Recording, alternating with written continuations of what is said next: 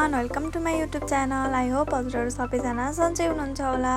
आज चाहिँ मैले हजुरहरूलाई क्यापाचिनो बनाउने सजिलो तरिका सेयर गर्न गइरहेकी छु। मेरो भिडियो अन्तिमसम्म हेरेर साथ दिनुहुन्छ भन्ने आश राखेकी छु। मैले यहाँ एउटा मिक्सचरको भाँडा लिएकी छु र म यो भाँडामा 2 चम्ची कफी राख्दैछु।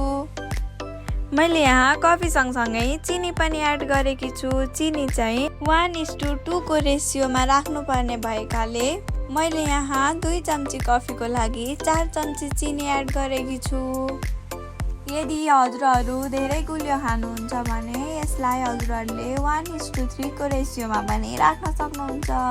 अब म यसलाई पल्स मोडमा राखेर मिक्सचरमा राम्रोसँग ग्राइन्ड गर्छु।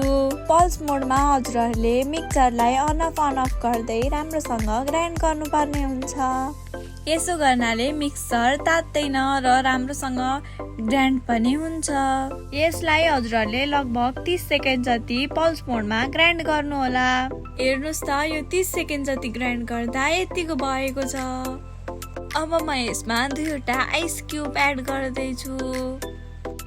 अब म फेरि यसलाई पल्स मोडमा ग्राइन्ड गर्छु। हजुरहरूलाई कफी अथवा क्यापाचिनो कतिको मनपर्छ कमेन्ट मार्फत अवश्य बताउनु होला र फुर्सदको समयमा हजुरहरू पनि बनाएर अवश्य लिनु होला।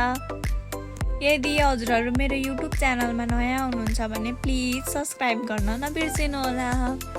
हजुरहरूको एक सब्स्क्राइब पनि मलाई अरू भिडियो बनाउनको लागि प्रेरणा बन्नेछ।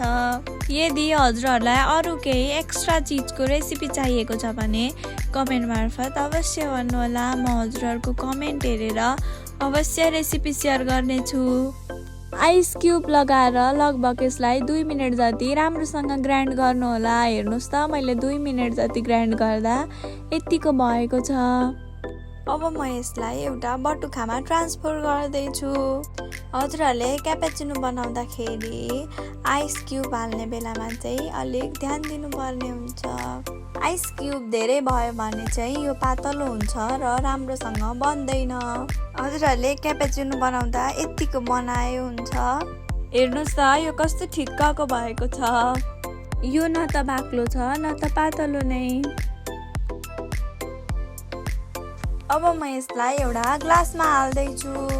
मैले यो ग्लासमा 3 चम्ची कफी हालेकी छु। हजुरहरूले कतिको स्ट्रङ कफी खानुहुन्छ त्यही अनुसार एड गर्न सक्नुहुन्छ। अब म यो कफीमा उम्लेको तातो दुध एड गर्दैछु। तातो दुध एड गर्दाखेरि चाहिँ दुध अलिक ग्लासको माथिबाट एड गर्नुपर्ने हुन्छ। अब म दुध र कफीलाई राम्रोसँग मिक्स गर्दैछु। हाम्रो कफी खानको लागि रेडी भइसकेको छ।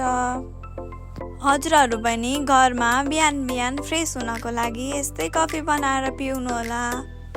हजुरहरू नियमित मेरो भिडियो हेर्नुहुन्छ भने मेरो भिडियो हजुरहरूलाई कस्तो लाग्छ कमेन्ट मार्फत अवश्य बताउनु होला।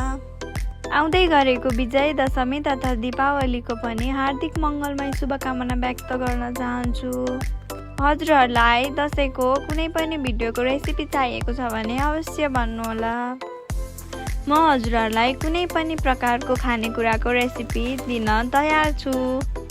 भिडियो अन्तिमसम्म हेरेर साथ दिनुभएकोमा हजुरहरूलाई धेरै धेरै धन्यवाद। साथै हजुरहरू मेरो युट्युब च्यानलमा नयाँ हुनुहुन्छ भने प्लिज एक लाइक, कमेन्ट, सेयर अनि सब्स्क्राइब गर्न नबिर्सिनु होला। Thank you for watching.